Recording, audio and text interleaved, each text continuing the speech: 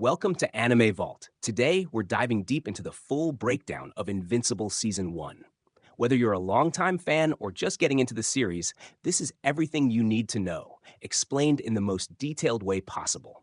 So grab your snacks, hit that like button, and let's break down one of the most brutal and emotional superhero stories ever made.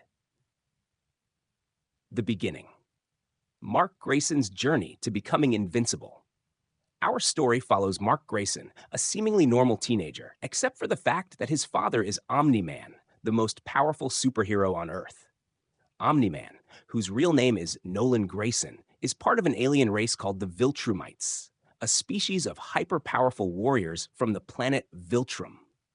Growing up, Mark idolized his father, believing that the Viltrumites were protectors of the universe, traveling to different planets to help weaker civilizations flourish. Nolan always told his son that he came to Earth to protect it, but as we later learn, things are not what they seem. For most of his life, Mark had no powers, until, at the age of 17, everything changed.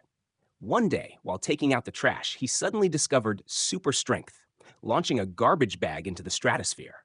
Excited by his newfound abilities, Mark expected his father to be proud, but instead, Nolan looked concerned. The next day, he even mentioned that their lives might have been easier if Mark never got powers at all. Despite this, Nolan trains his son, pushing him harder than any mentor should. Mark is thrilled to become a hero and eventually chooses his superhero name, Invincible.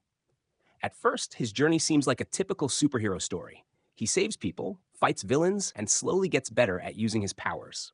But things take a very dark turn when a shocking event shakes the world. The Guardians of the Globe Massacre, Omni-Man's true intentions. The Guardians of the Globe are Earth's strongest superhero team, essentially the Justice League of this universe. One night, they receive an urgent distress call, summoning them to their headquarters. One by one, each hero arrives. Immortal, War Woman, Red Rush, Green Ghost, Darkwing, Martian Man, and Aquarius. But they soon realize something is wrong. Suddenly, Omni-Man attacks. Without warning, he slaughters the entire team in one of the most brutal fight scenes ever animated. Each hero fights desperately for their life, but Nolan mercilessly kills them all, taking brutal hits himself, but ultimately emerging victorious. The next morning, Omni-Man is found unconscious, barely alive near the scene of the crime.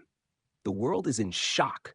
Earth's greatest protectors are dead, and nobody knows who did it. The Global Defense Agency, GDA, a secret government organization led by Cecil Stedman, takes Omni-Man into their care, completely unaware that he was the one responsible. Meanwhile, as the world mourns the loss of its heroes, Mark continues his superhero training, completely unaware of what his father has done. Shahah, the first battles, facing the Flaxans and meeting the Teen Team.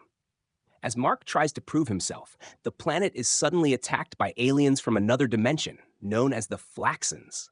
These invaders are highly advanced, but have a critical weakness. Time moves faster in their dimension, meaning they rapidly age when they enter Earth's atmosphere.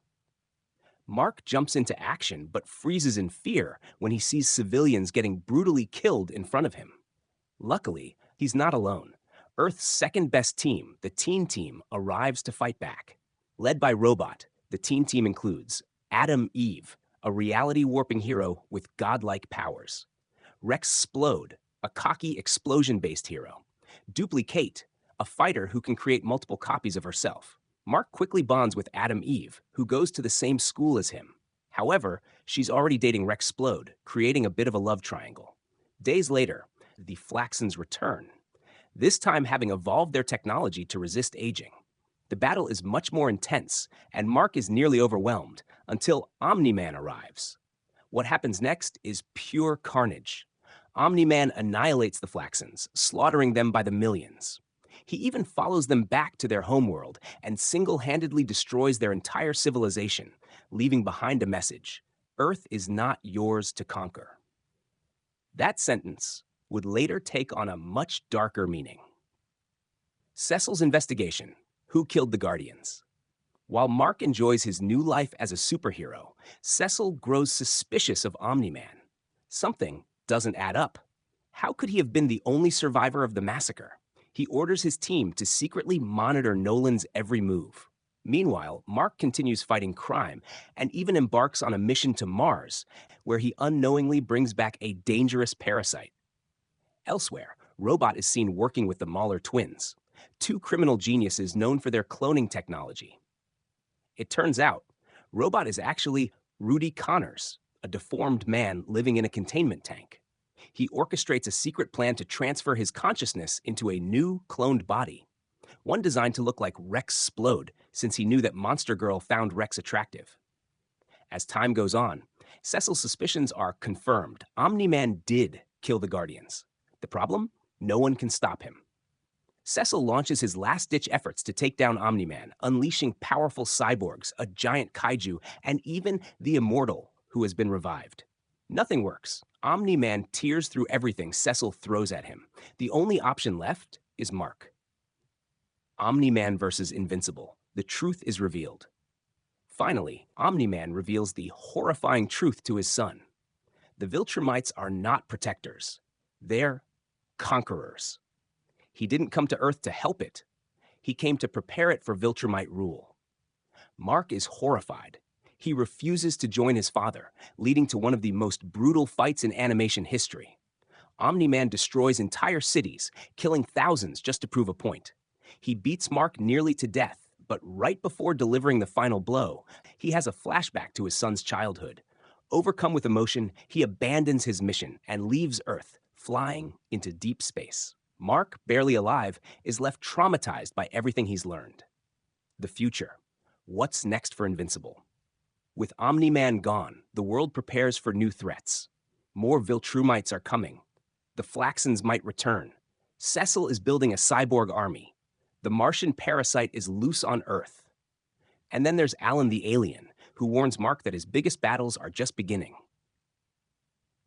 That's Invincible Season 1, a story of heroism, betrayal, and one of the most intense father-son conflicts ever seen in animation. If you enjoyed this breakdown, make sure to like, subscribe, and hit that notification bell so you don't miss my coverage of Season 2. This is Anime Vault, and I'll see you next time. Peace out.